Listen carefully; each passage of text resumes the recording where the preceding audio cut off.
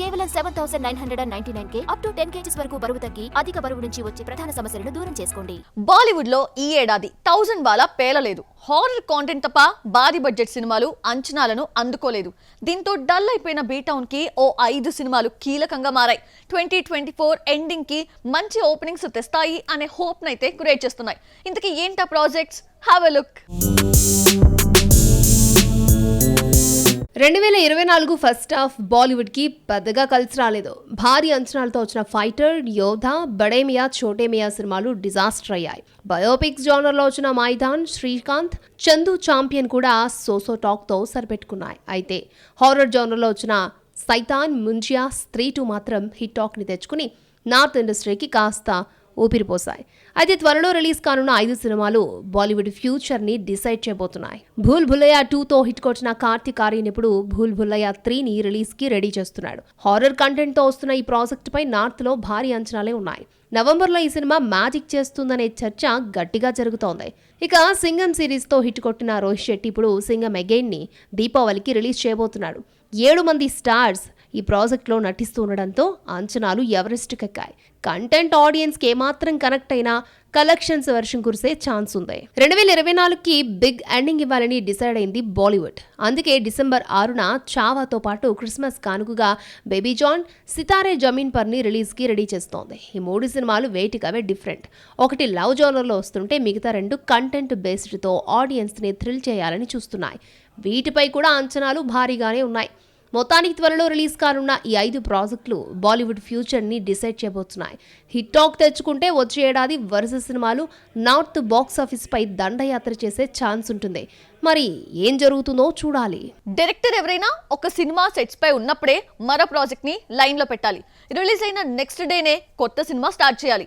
ఇందులో ఎక్కడ గ్యాప్ వచ్చినా కెరియర్ మొత్తం రివర్స్ అయిపోతుంది. కొత్త ప్రాజెక్టు చేయడానికి భారీ మూల్యం చెల్లించాల్సి ఉంటుంది. ఇదే పాయింట్ క్యాచ్ చేసిన కొరటాల నెక్స్ట్ సినిమా కోసం అప్పుడే వేట మొదలెట్టేశాడు.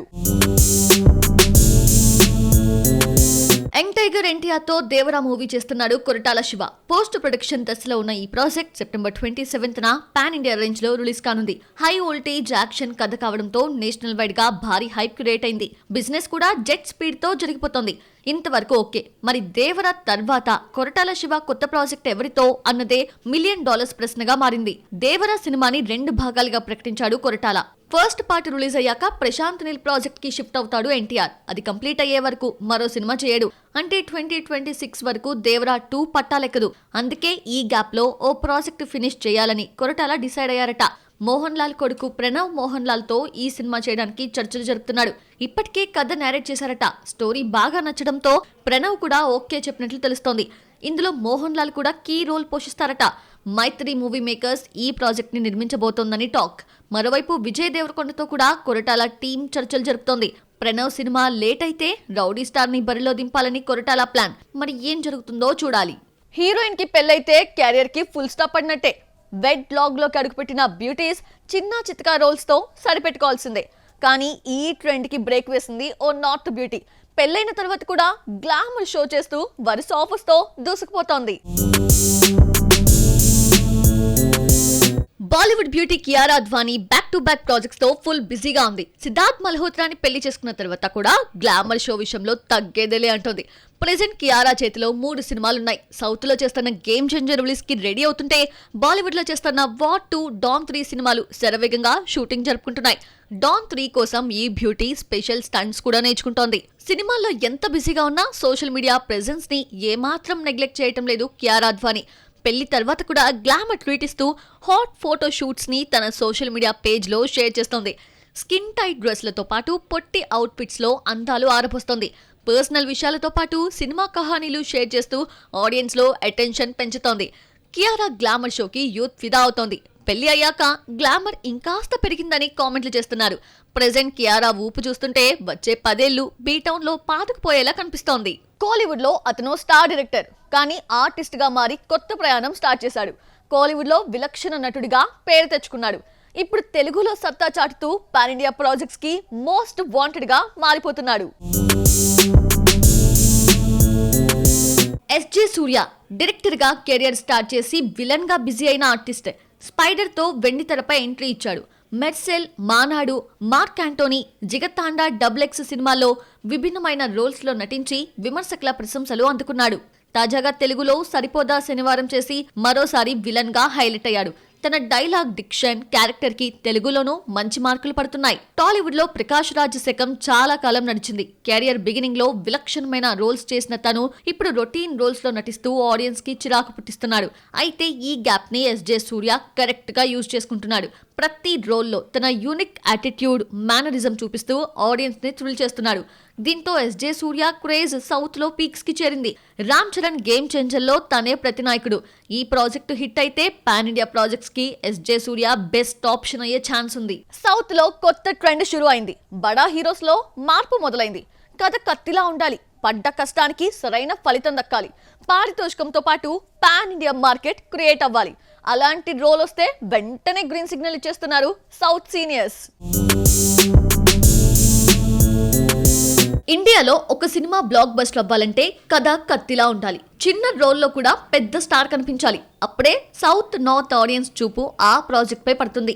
దీనికి బెస్ట్ ఎగ్జాంపుల్ కల్కి. ఈ సినిమాలో ప్రభాస్ హీరో అయిన స్పెషల్ రోల్లో కనిపించాడు అమితాబ్. కానీ మెయిన్ విలన్ కమల్ హాసన్.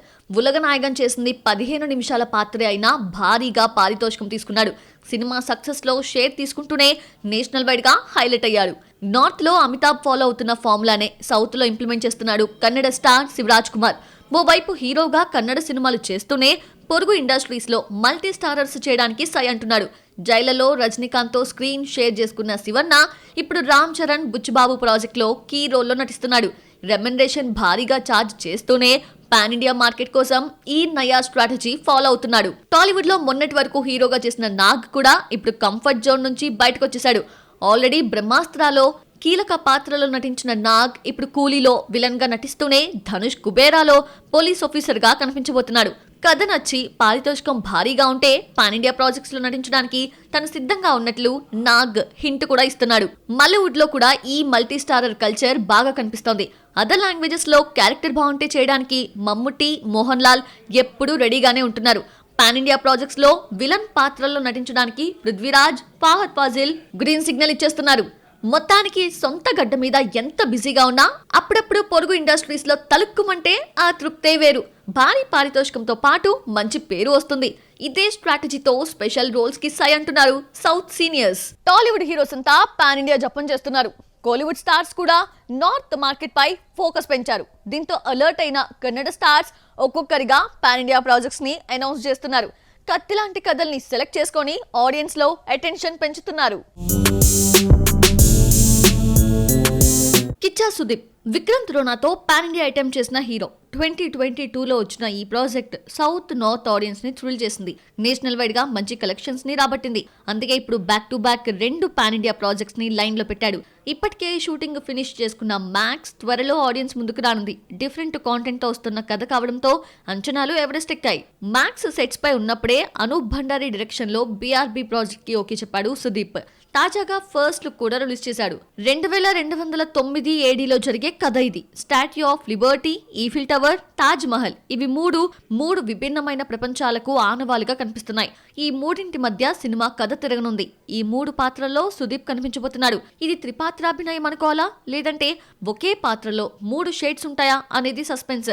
మొత్తానికి విక్రమ్ త్రోనాతో హిట్ కొట్టిన సుదీప్ ఈ 2 ప్రాజెక్ట్స్ తో పాన్ ఇండియా స్టార్ గా హైలైట్ అవ్వాలని చూస్తున్నాడు.